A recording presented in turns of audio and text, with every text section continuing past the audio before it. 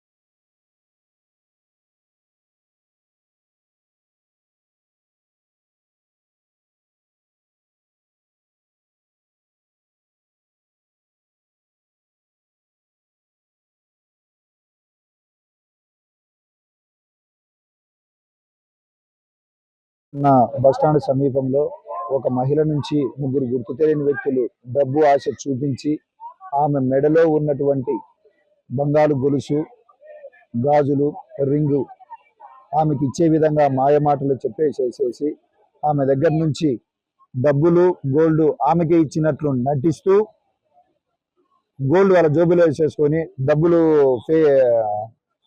ఈమెకు కవర్ ఇచ్చేసేసి మోసం చేయడం జరిగింది. దీనిపై కేసు నమోదు 420 కింద కేసు నమోదు చేసేసి దర్యాప్తు చేయడం జరుగుతుంది.